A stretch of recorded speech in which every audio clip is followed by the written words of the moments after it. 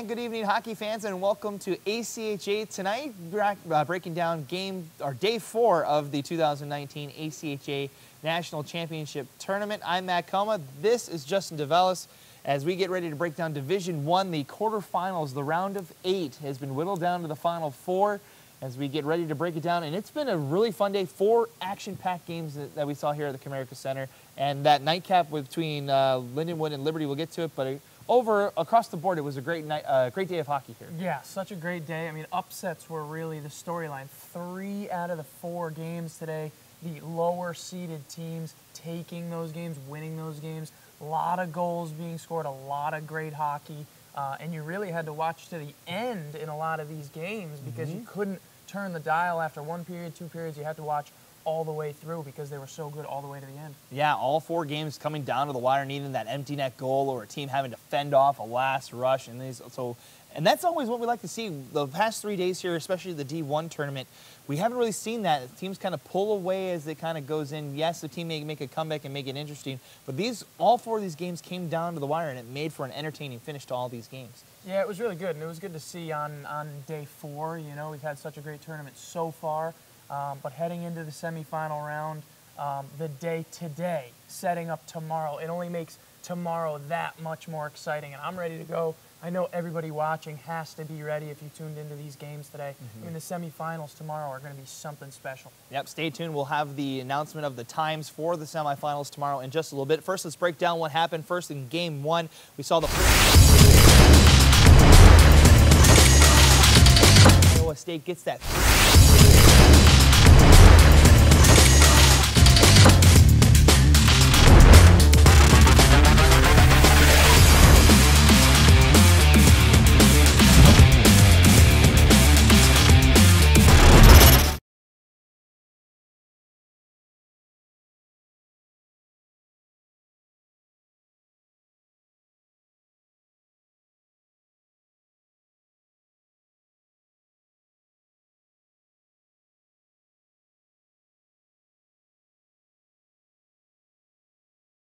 About the response from Iowa State dealing with adversity.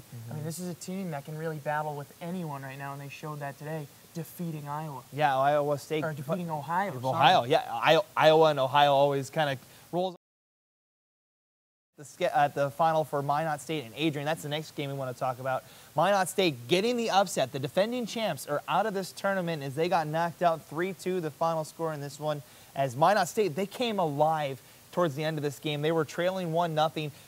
Answered back with 3 unanswered goals, and that's what ended up being the deciding factor for Minot State. Yeah, you know, why not Minot? The rest of the tournament, I mean, they're a team that could really go far and handle business. They showed that today.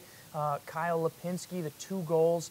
He needs to clean up some penalties. He had a few today. I'm sure that's going to be talked about. But defeating the defending champs was huge, and they defeated Illinois. Minot State did just the other day, and now defeating Adrian. So 2 big wins for them. 3 skaters with 1 assist. I mean, they have guys. They have a lot of role guys getting it done, not just 1 or 2, but their entire team, a team effort, really. Well, and it feels like that Adrian, they came in with so much prowess. They were a top 3 team in this tournament. They were one of the favorites as they won. They pretty much rolled through the bracket last year, and most of that's credit to Rodebush. The tournament MVP was in net, but he's gone, and it just seemed like the offense didn't click for Adrian. We saw it in Missouri State only getting that 1 goal in that 1-0 game, and then today they're only able to get that 1 goal again. Well, they get the 2, but it was really only 1 goal in this contest. Yeah, and that game you mentioned against Missouri State was kind of a shocker with only that 1 goal. So their rhythm, they just didn't really click. It didn't seem like they got going. They didn't have that spurt, that period spurt really where they could get going. So definitely not what they expected in a tough way to leave the tournament for the defending champs. Yeah, and you mentioned Minot State. They did such an incredible job in this one. They kind of controlled the pace. Adrian got that early goal, but Minot State really set the tone, and they looked like they could really contend for this national championship. Yeah, and they were playing Minot hockey the whole game. You know, they played their game. They controlled it, as you said. And if they can do that going forward, it's going to be tough because this team can score. The Beavers can score. And so looking forward to them tomorrow playing. All right, so we have Iowa State, Minot State in the Final Four. Let's see who got their ticket punched in the 3rd game of the night. As we saw in that contest, we saw the saw Michigan Dearborn and Davenport, the 2-7 matchup. Dearborn. And this was a very interesting game, too. This went back and forth. We had a little interesting in a couple of delays in this one. We had a tornado warning kind of force us all underneath in a 2-2 hockey game. They came out. Michigan Dearborn ended up getting the win as we take a look at the stats in this one. 6-4 the final in this one. It was 2-2 when we went to the delay. And this one went back and forth. Michigan Dearborn needed 2 empty netters to get this one done. Yeah, they had us go down to the basement of the arena to take cover, kind of to get out of the way of the tornado or take a little precautionary measure there. But Dearborn's kind of the dark horse, you know? I mean, they're a team that pulling off that upset today again against Davenport. It was huge for them, and they can score. This is a team that is fast. I mean, they really skate. They can play with anyone. And Grote with the 2 goals, the assist. I mean, a 3-point game for him. Just so huge. And then 30 saves again from their goalie, 2-0 in the tournament on 34 shots. Having those 30 saves, it's good for the defense when you know you got someone in the net that can stop the puck as well as he can. So, but 4 goals, again, I talk about the saves were great, but maybe 4 goals. You can't give up that many tomorrow in the semifinal. Maybe we'll see the same kind of offensive production tomorrow, but you may have to clean up those mistakes. You may not be able to give up 4 goals tomorrow and expect to get 6. You know, you can't expect to, you know, give up 4 and have a good shot. So you got to clean up some stuff on the defensive end. Davenport, obviously a team that's, you know, give them credit. They can score. But if Dearborn wants to go farther, they have to keep up their scoring, but also limit on the other side. They can't give up too many goals. Yeah, so Michigan Dearborn moves on to the round of 4. They're in the final 4 in the semifinals here tomorrow. The nightcap that you just saw right here on the ACHA Network, Liberty and Lindenwood. It looked like the Lions were going to cruise to victory in this one, but the Flames made it interesting in that third period. But the Lions prevail 4-3 the finals. We take a look at the stats. Lindenwood, they were really tested in this one. Yeah, they were. I mean, 2 goals in under, I want to say, 15 seconds. Liberty came right back as we were about to, you know, things were wrapping up. Almost everything the nail was in the coffin, and then they score those 2 goals in under 15 seconds. So Lindenwood had to tighten up there at the end to make sure that 4-3 win would stand. But before that 2-goal pressure, before those 2 goals went in under 15 seconds, Lindenwood had it controlled. You know, they controlled the pace of this game. They were skating fast. I was able to be down by the ice for a majority of this game. And just the way they were moving with the puck, the way guys were getting to their spots, they really controlled the pace early on. And if you take away that 1 15-second stretch that Liberty scored those 2 goals, I mean, it's 4-1. It's a 3-goal deficit. Obviously, you can't take them away, but Lindenwood really controlled the pace in this one. Got to clean it up a little bit, those 2 goals. But if Lindenwood plays like they did tonight, controlling the pace, they're going to give themselves a good chance to win in the semifinal. Yep, so the overall #1 seed moves on to the Final 4. Let's look at the bracket as it stands. As the Final 4 is set, it reseeds for the Final 4. So the top team gets the bottom team that's left. So they get to run into that hot Minot State team in the semifinals tomorrow. Lindenwood against Minot State in that the second semifinal. Michigan Dearborn against Iowa State. These are going to be 2 fantastic matchups tomorrow. Yeah, and I don't really know who I would like to be in these scenarios, really. I mean, any of these 4 have the ability to take this tournament. I mean, you look at Minot, a team that can score, team that can body you up, get physical, and then you look at Dearborn, same kind of thing. I mean, they can score, they want to control the pace, and they're guys that kind of play with a little bit of a chip on their shoulder, I think, is Dearborn. So it's going to be good. Lindenwood's going to have their hands full with Dearborn, and then Iowa State's going to need to bring the pain. They're going to need to play a little better than they did today, but they're going to need to bring it extra if they want to take it against Minot. All right, here's what you've been waiting for. These are the times for the semifinals tomorrow. So take a look. The first game will be at 4 o'clock Pacific or Central Time in the afternoon. Iowa State and Michigan Dearborn will kick things off here at the Comerica Center. The nightcap will be Minot State against Lindenwood. The teams will battle it out. The winners move on to the championship at 7:30 Tuesday night here at the Comerica Center. It's going to be a fun finish to this thing. We're down to the Final 4. Who's the team to look for out of those 4 teams? I mean, it's really hard to pick. It's really hard to pick out of those 4 teams. I'm looking at Dearborn as being a team that can be the dark horse and beat Lindenwood in their game at 7 o'clock, I believe it is. But on the other end, I want to look at Iowa State because I like who they have in goal. You know, I really like Matt Gedeke, a guy who he's got a great save percentage, and he gives his team the best shot to win. A lot of saves today. He's the reason that they've gone this far in the tournament. So on the defensive end for Iowa State, if they can get it done, Gedeke's a big reason why they're this far.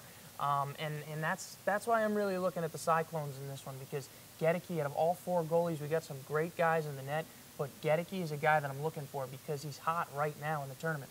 All right, so we'll, again, just to recap, 4 o'clock, it's Michigan Dearborn against Iowa State, the 2 versus the number 5. At 7:30, it'll be Lindenwood, the number 1 overall seed, taking on number 6, Minot State. That game is at 7:30, both of them here at the Comerica Center. Both of them streaming live on the ACHA Network on our YouTube page. Be sure to check both of those out as they'll wrap up the night here at the Comerica Center. One final game on Tuesday. Those tickets to that game will be punched here tomorrow night. Justin, thank you for joining us tonight, and I know you're going to be on the call on one of the games tomorrow, so have fun down there. Yeah, thank you so much. This tournament's been so great, so I can't wait for them all. All right, thanks. We're going to take a break. When we come back, Brett Luthner joins us. We'll break down the final day over at Plano for the Division II, folks. We have the Final Four set in Division II. We'll break that down next right here on ACHA Tonight. Don't go anywhere.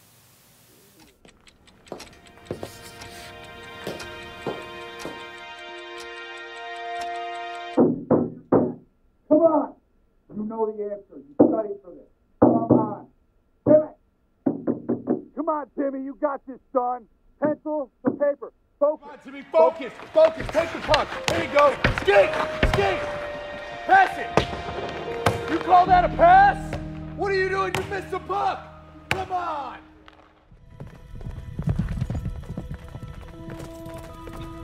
There are a few things that come along that change the course of history.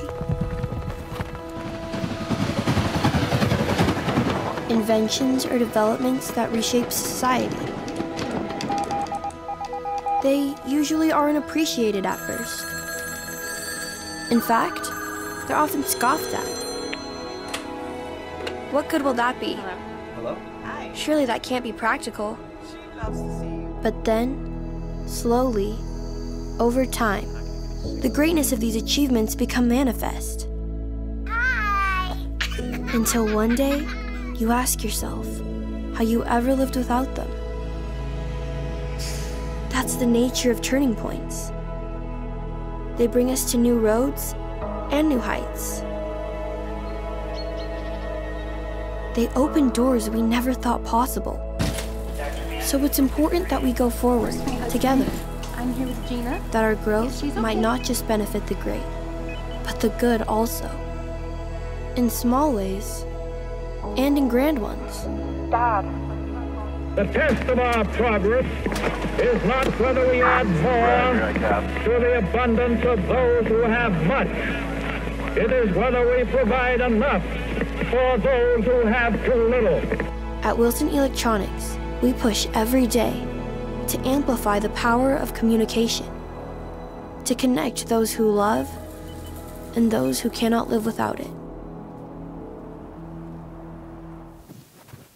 And welcome back to ACHA Tonight as we recap Day 4 of the 2019 ACHA National Championship Tournament. It's time to break down the final day of pool play for the Division II teams.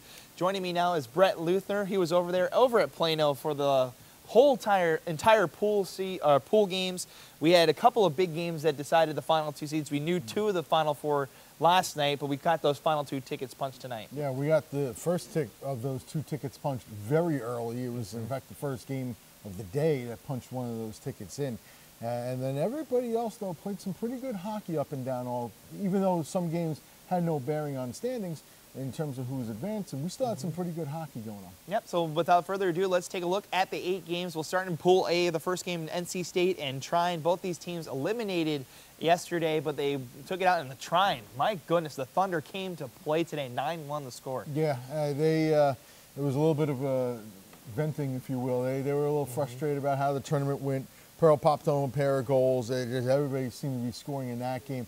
And North Carolina State, the wind was out of their sails. Once they were eliminated, you could just tell As hard as they would try, they just weren't quite getting there. It was a rough go for them today. Not indicative of how their season went, obviously coming in perfect before losing day one. So, but still, tough go for North Carolina State today. So Tryon gets the win. They improved to 1-1, and with the overtime loss as well. Oh, excuse me, the draw. Tie. We'll talk about the overtime loss in one of the other pools. But just looking at Tryon as well, they got points from everybody. 2 guys with 3 points, 6 skaters with 2 points as well. Right. And just yes, you're eliminated, but that's a great way to end the season. Right, a lot of balance. You know, coach rolling lines. Putting on all 3 goalies as well was something good. You know, just wanting to get everybody some experience, getting some action, and just today too much in the case against North Carolina State. Yeah, the other game in Pool A, the top 2 seeds, Northern Colorado, the 2nd seed out of the West, taking on UMass, who punched their ticket to the semifinals yesterday. They're the top seed out of the Northeast. Let's take a look at the score from that one. 3-1, a tightly contested battle. Not a lot of weight in it because the seed was already clinched, but Northern Colorado came to play, but UMass was just a little too tough. They did come to play. That was a very hard checking game. There was a lot of big hits in that game too. But UMass found a way, just enough to penetrate the Northern Colorado defense, who was very game in it. They put up a good fight in the game, just couldn't generate enough offense against UMass to get the win here today. All right, so UMass does punch their ticket to the semifinals. We'll talk about that in just a bit as we look at the Pool A standings. As UMass has clinched that pool, they've clinched it yesterday, a perfect 3-0 record, as they pretty much just ran through this pool and punched their ticket to the Final Four. Yeah, they did. They did it with some offense. They did it with good, solid defense, good, solid goaltending. It was a balanced effort all the way around. And once they had things clinched yesterday, they still went out and took care of business here today. An interesting point, Tryon, who gets that win today, they actually bumped up to finish 2nd in this pool after being kind of in the cellar after the first 2 games. Yeah, that's what happened, though, when you get that tie. And they tied Northern Colorado for very first game on day 1. It kind of put them behind the 8 ball.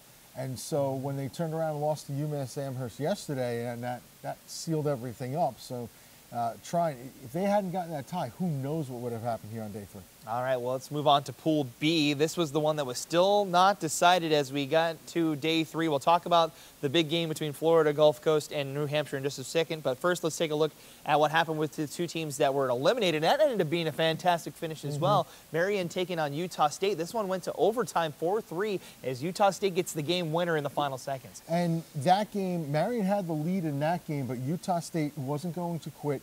They kept on firing, and ultimately found a way back into the game to tie at 3. They were actually down 3-2 and down 2 men with about 3 minutes to go in that game, and found a goal, get the game time goal with 8 seconds left in regulation, and took it in overtime, late in overtime as well. Yep, so Brett Fernandez gets that game-winning goal in overtime that gets the Aggies their only win of the tournament.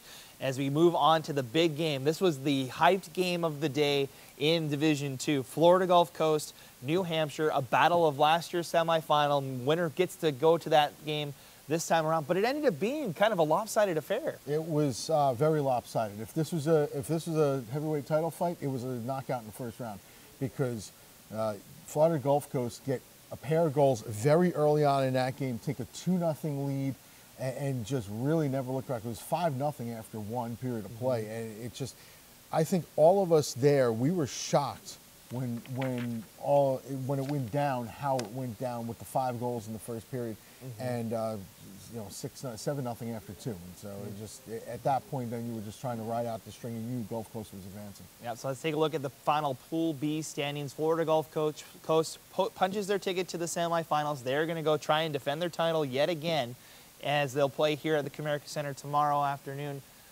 Florida Gulf Coast, they've just seemed to be the dominant team again. Yes, they kind of struggled on day 1, but they've seemed to find their stride. I had said on day 1, we're waiting for the defending champions to show up. And when they played Utah State, they weren't quite there in the first period, and then something clicked, and we are now seeing the defending champions, because they are playing ridiculously good hockey. Yeah, look at those tiebreakers. 4 goals allowed in the 3 games and plus 15 in the goal differential. Right. Once they figured it out, they figured it out. Right. It was a 3-1 win against Marion, who played them tough.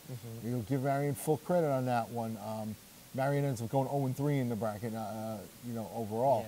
Yeah. But You know, then they get Utah State. It was 2-1 after one, and then they exploded for the 9-1 win and the 7-2 win today. So they are dangerous. Yeah, Utah State ends up finishing third in that pool. Marion gets the 1 point from that overtime loss this afternoon. Let's move on to Pool C, as this seed or pool was already determined as well. Just kind of mopping things up. The final day of pool play. Let's look at the 3-4 matchup: Montana State Northeastern, which ended up being a barn burner, 9-5 the final score in this one. 92 shots as well in this game. It was a fun game, and I was on the call for that game as well as the Florida Gulf Coast game. It was a fun game because both teams, they played hard. There was some good hitting going on, but nothing too crazy. Both teams got up and down. Montana State, I mean, the Cinderella story, we all know about their travels and everything. They leave this, they only had 3 seniors on their team. They've only got 4 juniors. It's a very heavy underclass team, and so yes, they come here, great experience. They go 0-3 in the tournament, but at least some great experience. And they gave Northeastern a good fight. It was 5-4 Montana State, and then Northeastern started to pick it up. Yep, as we move on to the next game in Pool C, Penn State and Aquinas. Normally you look at the 1-2 game, that's the deciding factor in these tournaments, but the 1-2 game ended up not being a factor at all. No, it ended up not being a factor, but Aquinas did well to get the win. They finally rebounded. Just overpowered Penn State with their offense, just threw puck after puck after puck at the net. A lot of rubber went at net, and ultimately they get the win. Truax had himself a good tournament for Aquinas. Let's give him full credit for that. He played well. It just, unfortunately, Aquinas ran into a Northeastern buzzsaw yesterday.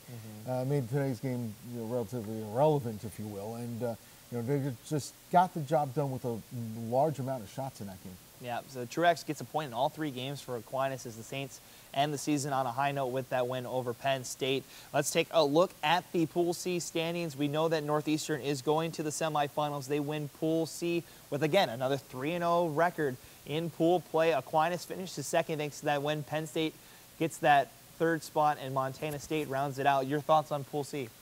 Northeasterns, I mean, they played well beginning to end. Today's game, they sat some players, just to make sure everybody's got a little more action and everything, and still took care of it against Montana State. But the games that mattered the most to them, they throttled, they scored 4 power play goals against Penn State. They completely throttled Aquinas and frustrated them all game long. Northeastern's group beginning and end. Yep. All right, let's take a look at Pool D. This was the one that could have gone either way depending on that first game of the day, the Keene State and Cincinnati. So Cincinnati and Keene State. Cincinnati wins, they move on to the semifinal. If Keene State wins, that sends off the chain of events that could end up being in tiebreakers and stuff. But it's Cincinnati that came out strong and got the win. And well, it was 3-0 Keene State after the first period. So it was, you were sitting there and we're thinking all the permutations in our heads, like, well, if Keene State keeps scoring, Lindenwood, and maybe Keene State sneaks into it. And then Cincinnati, as they showed yesterday as well, they get down, it's like, okay, fine, let's start scoring goals. And they ended up scoring 6 unanswered, overwhelmed Keene State in that game. Who played good for a period and then just got worn down. Cincinnati does a great job of pressuring the puck in the attacking zone. Armstrong gets a pair of goals. He's had a great tournament so far. Armstrong. Yeah, you look at that as Philip Sweeney and Brandon Armstrong, both 8 points in this tournament. Those are tied for the top totals through pool play. They've been excellent, both of those guys. And Mateo as well, a goal and 2 assists for him. And it's interesting because you can't take your sight line off of Mateo because he'll burn you on this. And it's opened up everybody else just getting the job done for them.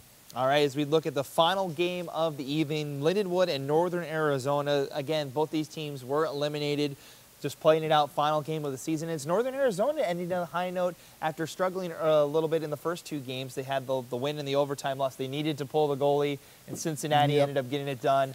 Kind of shocked the hopes, but they come out and get a solid win over a Lindenwood club. It was a very solid win over Lindenwood, and really for them, it's sort of a validation. It's like, hey, you know what? We can hang with one of the top programs in the country. We can play with them and beat them. They got outshot in the game, but still took advantage of their opportunities when presented with them and beat Lindenwood. Yeah, 53-20 in the shot count in that one. Northern Arizona really capitalizing on their opportunities in that one, despite Lindenwood throwing pretty much everything but the kitchen sink at the net. Right, but sometimes sometimes you throw a lot of shots at net and just it doesn't go your way. In this case, a lot of quantity, some good quality. Don't get me wrong. You know, Gosnell makes some good saves in that game. You know, picking up the win. But Northern Arizona, as you just said, really taking advantage of the opportunities. Mahood gets a pair of goals to really help that team propel the victory. All right, let's take a look at the final Pool D standings. Cincinnati, thanks to their win over Keene State today, punches their ticket to the semifinals. They are moving on a Pool B, a perfect 3-0 record. We saw perfect records in all four of the pools. It ends up that way, which you always like to see. You like to see 3-0s run on. You know, maybe 2-0-1 sneaks in there, but 3-0s all over the place run on.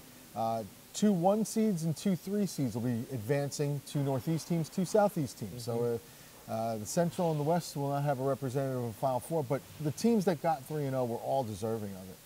So you take a look at those Pool D standings. Just looking at the tournament in wholes before we get to the semifinals and talk about those. Just some things that stood out to me. The Northeast and Southeast completely dominant. Florida Gulf Coast, Cincinnati, Northeastern, and UMass punched their tickets. But it seemed like the West had a little bit of struggle. So did the Central, though, too. It was interesting because I think we expected more out of Lindenwood, and once you stumble on day one, that's the wonderful thing about pool play is you still have a chance to advance on. But once you get that little stumble on day one, now you have to fight an uphill battle. Lindenwood got the job done on Tuesday, but because of that Monday loss to Cincinnati, really put themselves behind the 8 ball, and it cost them in the end. And the other teams, Aquinas, Marion, just never could really get their footing. Trying as well, couldn't really get their footing, and once you get that early stumble, you're in trouble. Yeah, all right, as you mentioned, it is Northeast versus Southeast. That'll be the championship game, but first they have to go through each other. It's an inter-region battle as we take a look at the schedule for tomorrow. These are the semifinal games kicking off at 3:30. The Northeastern battle as Northeastern takes on UMass for a spot in the championship. The Massachusetts battle going on right there. Both teams very familiar with each other in the NECA, very familiar with each other in Northeast. They always play good games. This is going to be another close game. Expect a lot of physicality in it. Both teams play a solid checking game.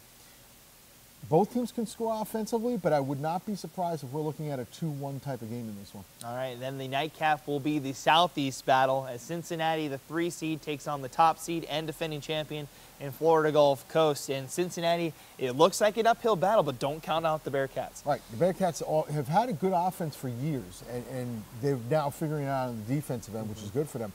They have played Florida Gulf Coast tough. They beat them down in Germain last season in a split series.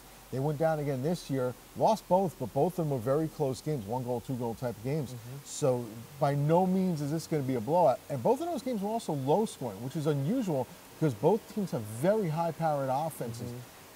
Could it be 3-1? Yeah, it could be. Am I expecting more along the lines of 5-4 or 6-5 and the roof gets torn off next week? Yeah, probably. I could see that happening as well. Yeah. So the one thing I would like to say about that, though, is Cincinnati cannot fall behind like they have. Again, you know, they fall behind 3 goals twice. You do that against Florida Gulf Coast, 3 goals can turn to 6 really quickly. Yeah, so those 2 games will be here at the Comerica Center. The Division II tournament is done at Plano. They now move to this barn. You guys pretty excited to come over here? Yeah, we get to go next door for a little bit. For the championship game. The semis over there before we come here to the finals. But yeah, everybody's excited to come on over here. It should be a good time. The games will be over on the Stars practice rink, just over our shoulders, just on the other side of this arena. Bells will be here at 3:30 and 7 tomorrow night as we'll crown our 2 national championship finalists. And we'll get to see who plays for the title on Tuesday. Yeah, it's good. Again, I anticipate both good games, and there could be a lot of fun in that second one as well if the goals get going. I'll ask you one final question. Who's the team to watch out of those 4? Florida Gulf Coast. They're defending national champions. I said on the reveal show earlier that they're my pick until someone proves otherwise, and so now they're hitting their stride. So Florida Gulf Coast really a team to watch. All right, again, it's the Northeastern battle at 3:30. It's the Southeastern battle at 7. Those games will be right here on the ACHA network. Don't go anywhere. We're going to take another break. Thank you, Brett, for joining us for another good night here on ACHA tonight. Another late night. We seem to have a lot of delays over here with the D1 tournament. But thank you again for joining us tonight. Thanks for having me on. All right, we'll take one final break. We come back, we'll crown our 3 stars of the night, and we'll get you ready for tomorrow. That's coming up here on ACHA tonight. Don't go anywhere. Skating was hard at first. Sometimes I fell, but I always got back up. Now when I'm skating, I feel like a rocket, or maybe a race car. something really fast. It's my second favorite feeling. Scoring is my favorite. I think I like even more than birthday cake.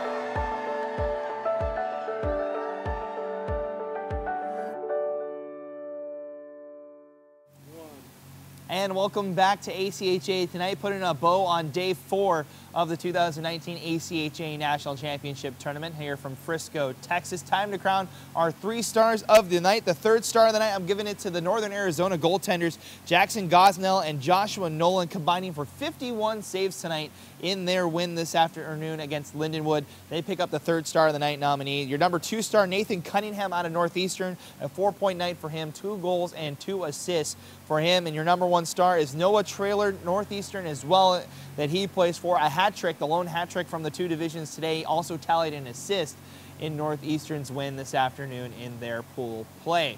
That's going to do it for us tonight. I want to give one final shout out to the maintenance crew here at Frisco, Texas. We had a lot of fun over the course of the days. We had a lot of fun during the first game between Iowa State and Ohio. I want to give a shout out to those guys for all the work that they've done over the last couple of days. I know it hasn't been easy, but we appreciate all of the hardworking staff here at the Comerica Center as we get ready for another day of action here from Frisco, Texas. That's going to do it for us tonight. Again, tomorrow, D2 semifinals and D1 semifinals kicking off at 3:30 with the D2 semifinal. UMass taking on Northeastern. At 4 o'clock here on this rink behind me, it'll be Michigan Dearborn taking on Iowa State. At 7 o'clock, it's Florida Gulf Coast taking on Cincinnati in the other D2 semifinal. And then your nightcap here on this rink, Lindenwood against Minot State.